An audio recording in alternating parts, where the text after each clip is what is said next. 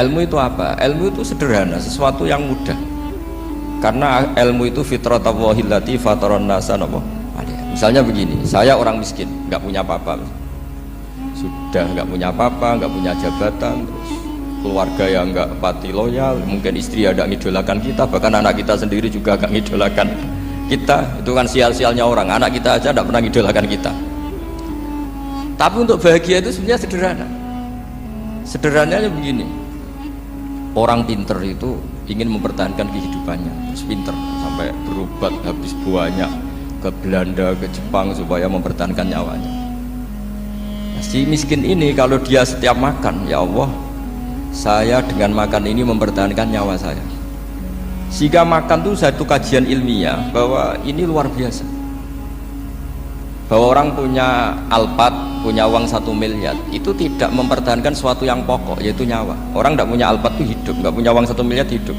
Tapi kalau nggak punya nasi 1 piring, nggak punya air 1 gelas bisa mati. Artinya apa? Orang miskin itu yusyarikul aghniya, sama dengan orang-orang kaya dalam hal kepemilikan hal-hal yang pokok. Tapi kadang-kadang orang miskin itu ya nyon sewu agak belagu, sudah miskin ingin punya Alphard, sudah miskin ingin punya uang, ya dia tersiksa. Harusnya cara berpikir, nggak punya Alphard itu masih hidup, nggak punya uang 1 miliar masih hidup. Yang punya Alphard hidupnya juga pakai nasi 1 piring, yang punya uang 1 miliar juga pakai nasi. Ya kalau itu kan sama, saya punya.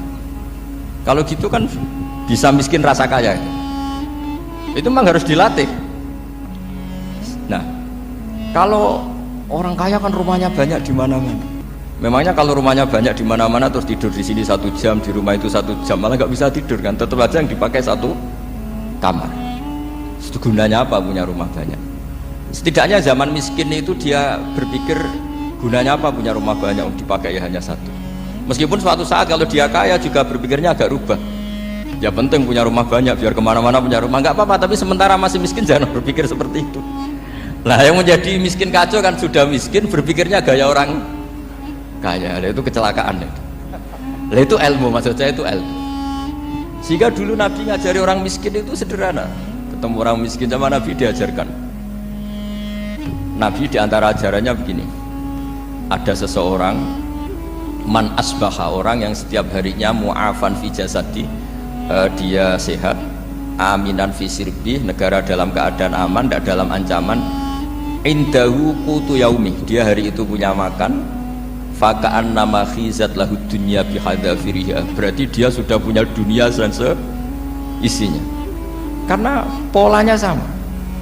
Buat Presiden Amerika itu yang untuk mempertahankan nyawanya ya makan pokok dan minuman pokok, bukan jabatannya sebagai presiden atau punya uang triliunan.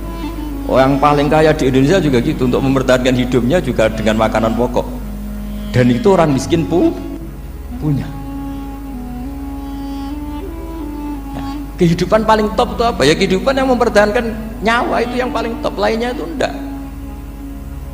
Karena mempertahankan nyawa ini super penting dan orang miskin bisa. Nah, saya berharap ilmu seperti inilah menjadikan dulu itu kuat ketika melawan Belanda. Kenapa kuat? Karena mereka gampang syukur. Barokahnya gampang syukur itu selesai dengan dirinya sendiri. Kalau bahasa intelektualnya itu, orang kalau sudah selesai dengan dirinya sendiri bisa berpikir memanfaati pada orang. Dulu orang-orang miskin ketika era sahabat, termasuk era para ulama yang mendidik para umatnya, itu selesai dengan dirinya sendiri. Nah sekarang banyak orang miskin juga termasuk orang kaya, bahkan belum selesai dengan dirinya. Wah itu angel, ngajak jihad angel, karena dengan dirinya saja belum selesai. Maka masyhur itu kan ketika perang Tabuk, ada orang datang, kira-kira kalau Indonesia pakai beras 4 kilo, ya Rasulullah yang 2 kilo tak kasihkan keluarga kami supaya bisa makan, yang 2 kilo tak kasihkan jenengan untuk biaya perang. Perang Tabuk itu perang tersulit, disebut perang Dhatil Usra. Sekarang hitung saja, ini coba dihitung, mungkin yang bagian kasir tahu. Kalau 2 kilo kali 3.000, umat Islam pas itu sekitar hampir 3.000, itu sudah 6.000 kilo. 6.000 kilo itu artinya apa? Orang miskin ketika perang membiayai dirinya sendiri, itu satu. Kedua, dengan mental memberi, orang ini tidak tamak. Barokahnya tidak tamak, tidak nyalahkan yang kaya. Efek dari itu apa ketika perang Tabuk? Sumbangan dari Sayyidina Utsman yang jumlahnya besar sekali, yaitu diantaranya 1.000 dinar. 1 dinar kira-kira 4,25 gram, berarti sekitar 4.000 gram. itu bisa diberikan alat perang. Sumbangan dari Abu Bakar juga bisa dipakai beli kuda untuk perang.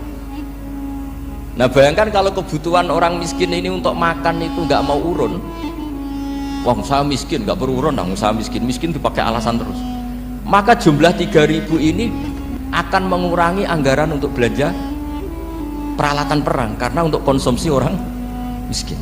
Artinya apa? Perang ini tidak fokus karena ngurusi konsumsi untuk orang-orang miskin.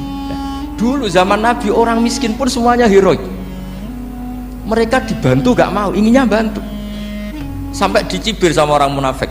Apa gunanya sedekah 2 kilo? Wong perang ini perang besar antar negara. Pas itu mau perang melawan Romawi. Sampai orang munafik bilang alladzina almizuna almuttawiina minal mu'minina fis sadaqati walladzina la yajiduna illa juhdahum faskharuna minhum. Orang-orang munafik digambarkan Allah orang-orang yang mencibir sedekah kecil. Wong untuk perang besar kok sedekahnya hanya 2 kilo.